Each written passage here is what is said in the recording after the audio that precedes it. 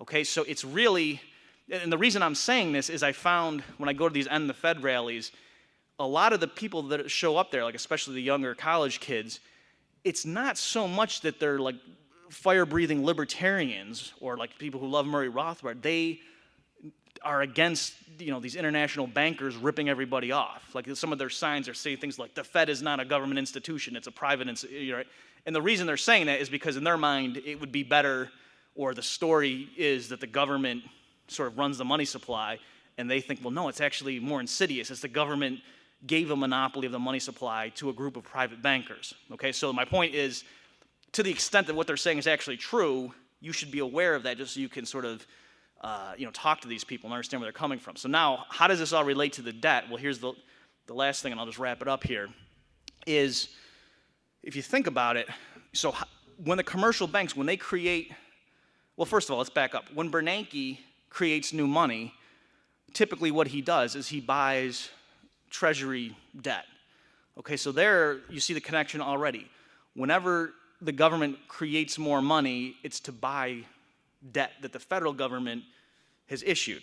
Okay, so there's a connection right there that if, going the other way if you want, whenever the federal government runs deficits, it puts a lot of pressure on the Federal Reserve to go ahead and buy that up and add it to their balance sheet in order to keep interest rates down and things like that. So already you see the connection between inflation and debt at the government level. But then in terms of the private sector, for the commercial banks to be able to make new loans to create that new money, they have to get somebody to take on more debt, right? So the guy coming in to buy the house, that person now owes the bank $250,000 plus, rolling over at interest.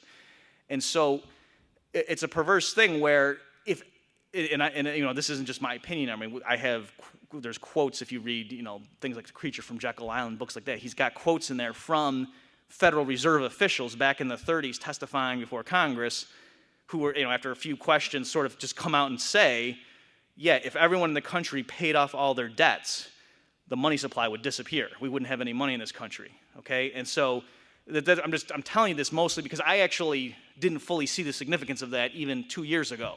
People would email me and say, in this country, it's a debt-based money, and that's why we need to go to something else. And I didn't even know what they were talking about. What do you mean it's debt-based? But that's what they're talking about, that if all of us just decided, you know what, I'm not taking out any more loans from banks, and I'm just going to get out of debt, I mean, that would be a good thing to do, but you would be destroying the number of dollars in the U.S. system, because every time you paid it off, if no one else would take a new loan out, the outstanding checking account deposits, in other words, would be shrinking. So don't misunderstand me. I think that would be a good thing. We'd come back to sound money, and dollars would mean something. But the point is that would be extremely deflationary, and it would be jolting. Okay, like commentators would be telling us how awful this was and how we were going to cause a Great Depression. So the point is the Federal Reserve, amongst all the other things it does, is it encourages its fractional reserve system.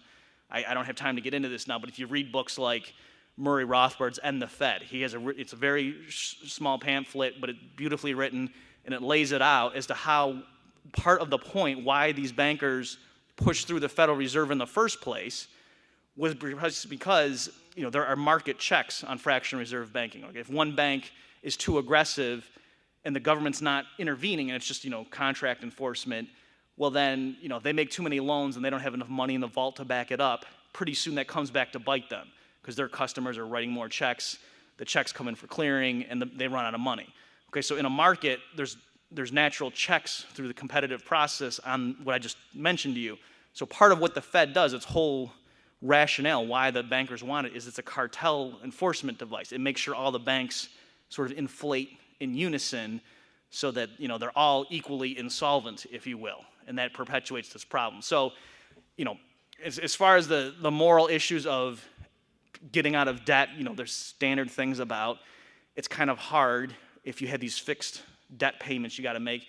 It's hard for you, like let's say you work for a company and you don't feel quite right about it. There's something you realize that what they're doing is not really what you want to do. You like just morally, you don't feel it's If you're deeply in debt, you're sort of in bondage in a sense. Like you really just can't walk away. It's a lot harder. Okay, so there's many reasons, just ethically, morally, and so forth, just in terms of being independent in general, for people to want to get out of debt. But on top of all that, I mean, this Federal Reserve system sort of the deck is stacked against you.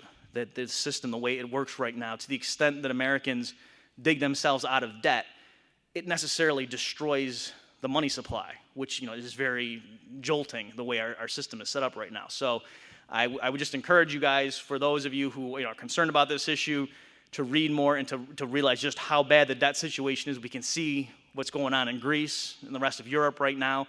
And unfortunately, leave you this final analogy. We talked about this at the reception last night.